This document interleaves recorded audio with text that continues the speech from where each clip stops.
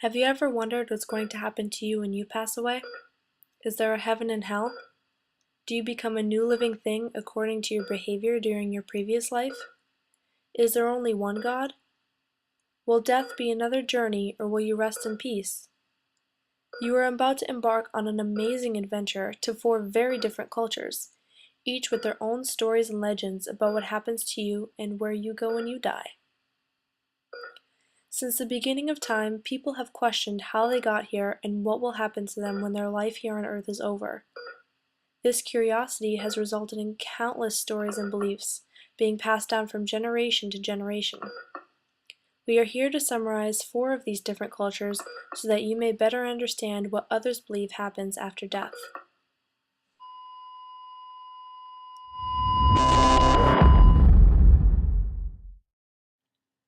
The Egyptians.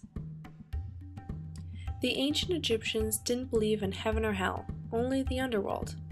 They were obsessed with the thought of death and immortality. They were also very materialistic in their beliefs because the rich were buried with their slaves, worldly possessions, and it was vital for their bodies to be preserved because they believed that they were needed in order to live in the afterlife. This is called the funerary scene. It depicts what the Egyptians believed to occur during the afterlife. Let's break it down so you can have a better understanding of what it means. This is about one person who has died and has gone through the proper burial. First, on the top left corner, the deceased is confronted by 14 judges who recall all of the decisions and deeds in his life. However, they are not the ones that judge whether he was a good or evil person. From there, he moves on to meet the god of embalming in the underworld, Anubis, on the bottom left corner. Anubis is the one with the jackal head. It is then depicted that Anubis weighs the heart of the deceased on the left tray against the feather of Ma'at on the right tray. Ma'at is the goddess of truth and justice. If the heart is heavier than the feather, then the deceased is condemned to have his heart eaten by the crocodile-shaped head god Amut. Once the heart is eaten, the deceased is sent to oblivion for the rest of eternity. However, if the feather is heavier than the heart, then the person has lived a good life and may proceed forward. Thoth is the god that is recording the outcome of the weighing of the heart.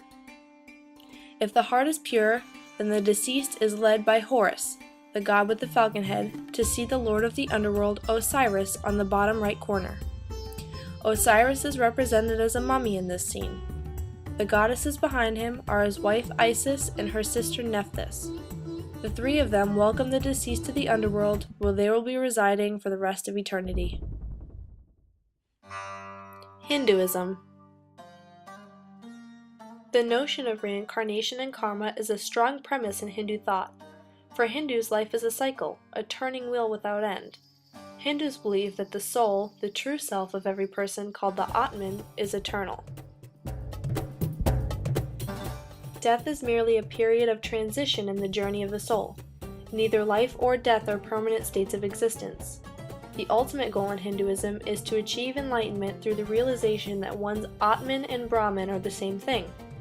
Brahman is the nature of truth, knowledge, and infinity. It is the ultimate reality.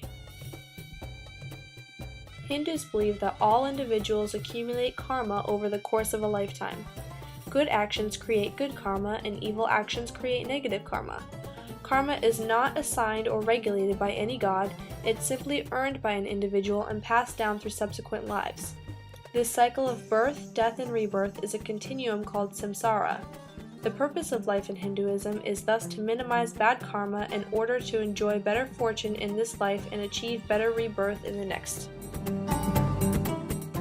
Upon the death of the physical body, a soul either ascends up to enjoy heavenly delights, or goes down to a fiery hellish plains depending on sins performed, which are judged by the god of death and justice, Yama, who presides along the 28 hells. After the results of good and bad deeds are delivered, souls return to the earthly plane again as human or animal depending on desires and karma. The ultimate spiritual goal is to achieve release from the cycle of samsara altogether, known as moksha. It may take hundreds or thousands of rebirths to get rid of all of one's accumulated karma and achieve moksha. The person who has become liberated creates no more new karma during the present lifetime and is not reborn after death.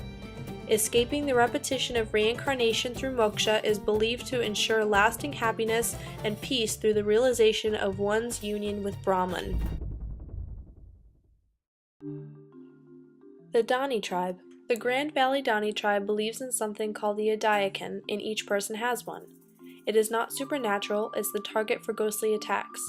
Adai is a word used for the 2-day dance that celebrates or announces the killing of an enemy. Aken means seed or essence. If you put both of the words together, Adaiyakan means soul matter. Adaiyakan is born into children and is fully developed by the time a child is 3 years old. It settles right below the sternum, and if a person has been weakened by illness, then the Adaiyakan moves to the backbone. Ghosts cause the Adaiyakan to move to the backbone. The well-being of a person lies in the state of the Adaiyakan, and that can always be threatened by malevolent ghosts of old friends and relations who have been neglected. When a person dies, their Adaiyakan becomes a Mogat. The Donnie believe that in the afterlife something called a Mogat leaves their bodies, but it does not go far away. It tends to stay near the relatives of the deceased persons in family territory. A Mogat is simply translated as a ghost. The ghost can help in war by watching for enemy raids or by making an enemy vulnerable to death in battle. But if something goes wrong, such as a person getting sick, then the ghosts are to blame.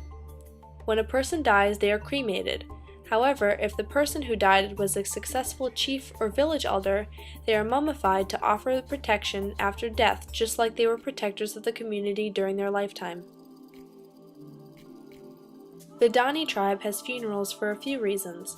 One main reason being to placate the ghosts and drive them away from houses of survivors.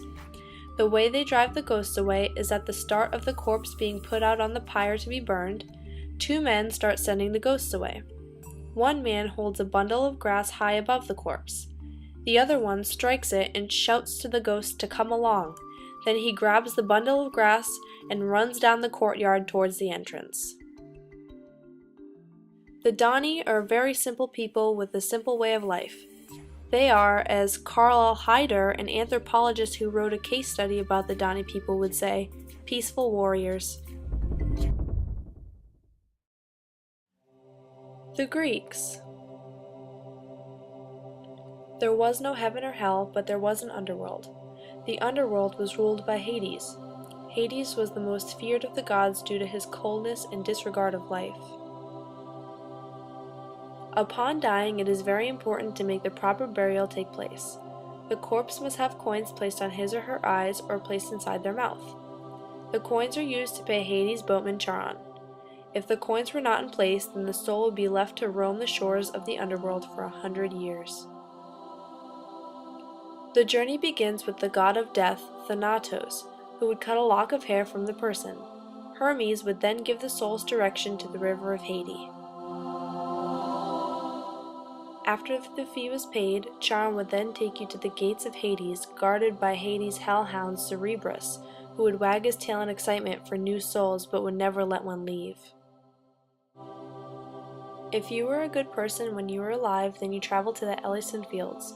If you were bad, however, you were sent to live in purgatory. Not only did the dead live in purgatory, but also those who were sent there by the gods in Tartarus. Tartarus was the deepest region of the underworld, lower than Hades. This part of the underworld is reserved for the sinners. Hesiod wrote that it would take an anvil 9 days to fall from heaven to earth and another 9 to fall from earth to Tartarus. The Elysian fields were intended for those who lived their lives on the side of good. It is located at the western ends of the earth and is characterized by gentle breezes and an easy life like that of the gods. The Greeks placed several gods first in their everyday lives. Their religion was based on culture and nature. Although they did not go to heaven or hell, the main idea was that they could travel to another life. Death is an unavoidable phenomenon. It is the last stage of the cycle of life. We have looked at different cultures and the significance of the role that death plays in their society. From reincarnation, to underworlds, and to ghosts, the possibilities are endless.